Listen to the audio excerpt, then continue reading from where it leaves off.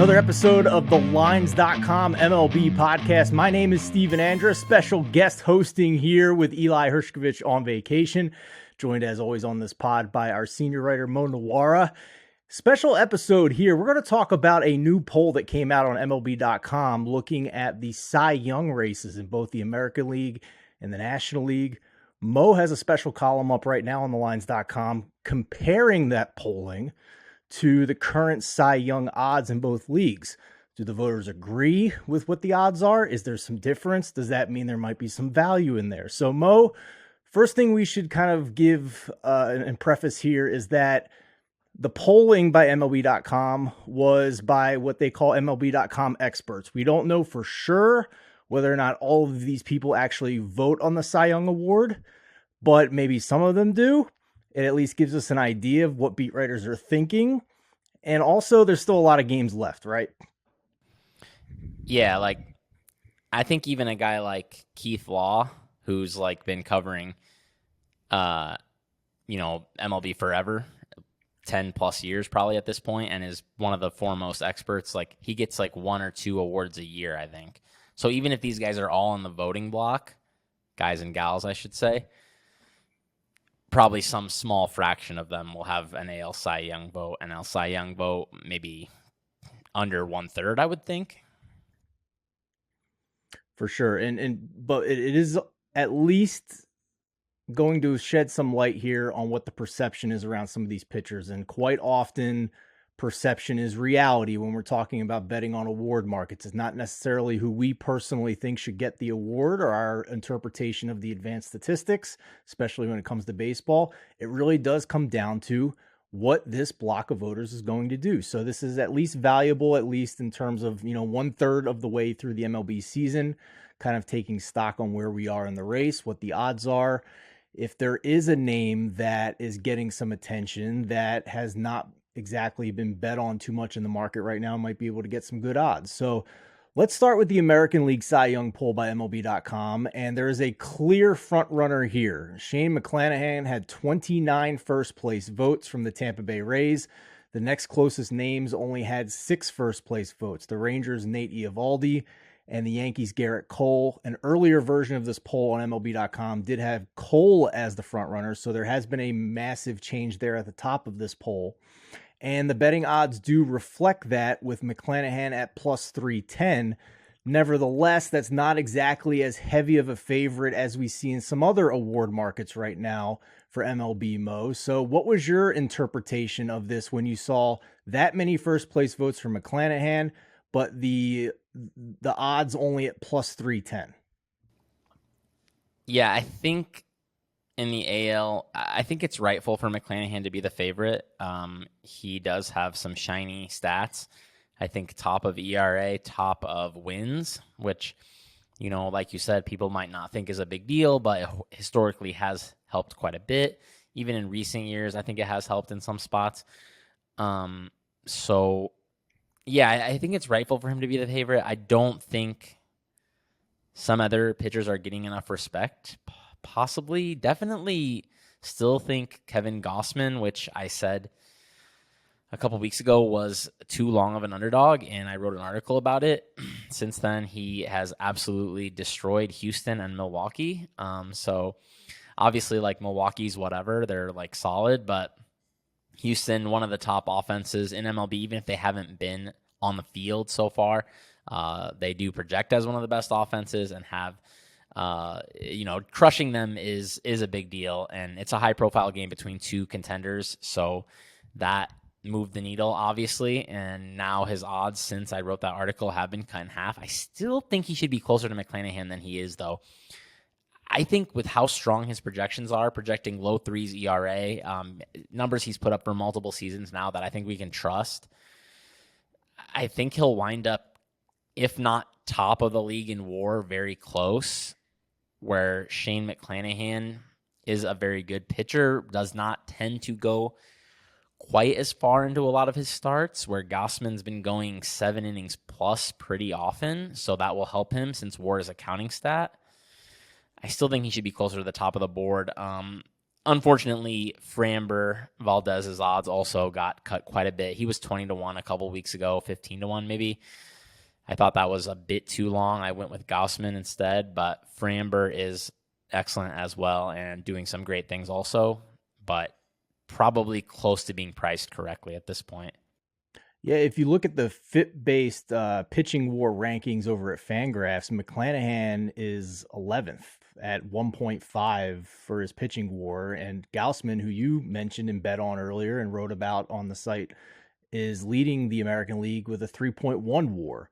The other name I want to ask you about is Nate Eovaldi, who's second behind Gaussman in pitching war by this Fangraphs metric. A lot of different sites have their own war metrics, so just mentioning the Fangraphs one here. But for what it's worth, Eovaldi at 2.7 is second behind Gaussman. He did get the second most first place votes in this polling, despite being the sixth choice in the odds right now. Yeah, Uvalde definitely a high profile candidate right now. Just absolutely crushing it, and similar to kind of Clayton Kershaw in the NL, where like he wasn't expected to be top of his staff even, but he has had to be because of injury. So I think when you're doing that, especially for a team that's surprisingly in first place, that's going to get him a lot of credit. And very shiny ERA as well, similar to McClanahan, 2.24, and actually better ERA estimators than McClanahan. Um, FIP, XFIP, XERA, all of these prefer Evaldi's work so far. He's been a very good pitcher in the past. I don't think he's an elite pitcher. That's really the problem with Evaldi. That and injury, I don't think he projects near as well as these other top guys. I have him projected as an above average pitcher for sure, but probably at second tier or maybe even third tier of AL starters. So I don't really have an issue with the fact that he's far down the board, even though the voters do like his work so far. He just doesn't project to do as well going forward as these other guys. So it makes sense to me that his odds are a little longer.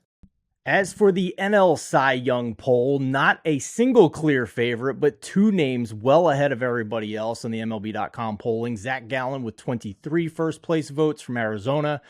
Spencer Strider from your Atlanta Braves, Mo, 16 first place votes. Next closest is 6 first place votes from the Chicago Cubs, Marcus Stroman. Nobody else with first place votes, but beyond those three. I think we both agree that the correct two names are on top here.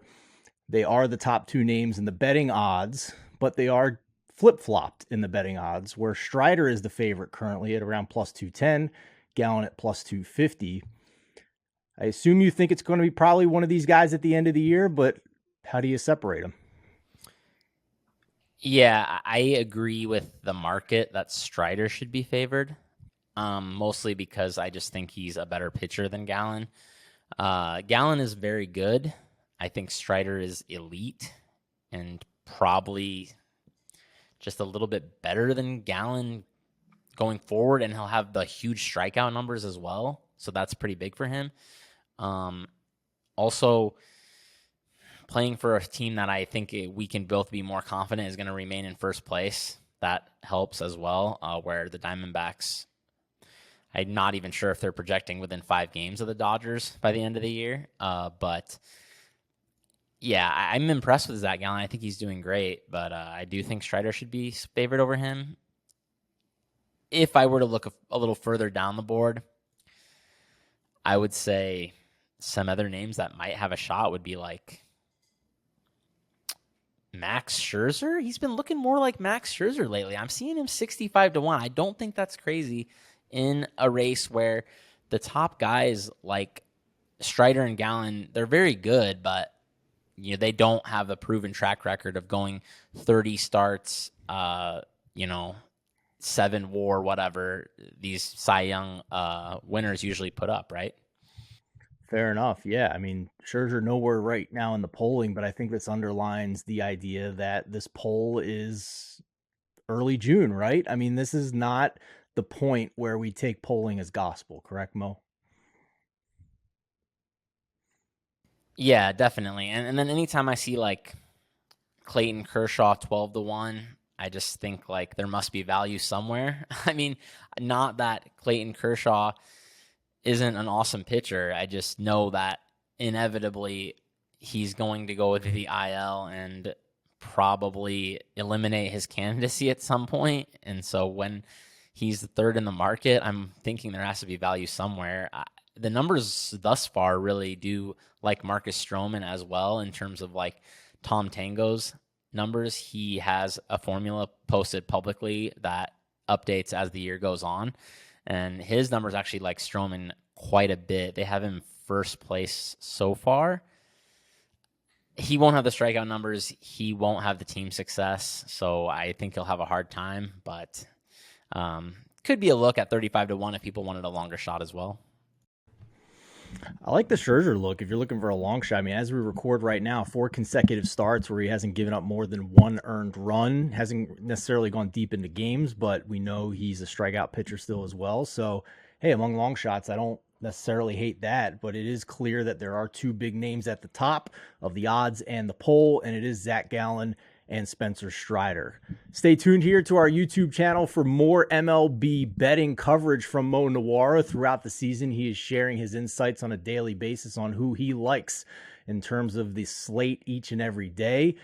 Be sure to hit that subscribe button, hit the like button. Let us know in the comments who you like in the Cy Young odds right now, and if there's anybody else in MLB awards markets that you like to go along with that. For Mo Nuwwarah, I'm Steven Andress. Thanks for watching. We'll see you next time on the Lines.com podcast.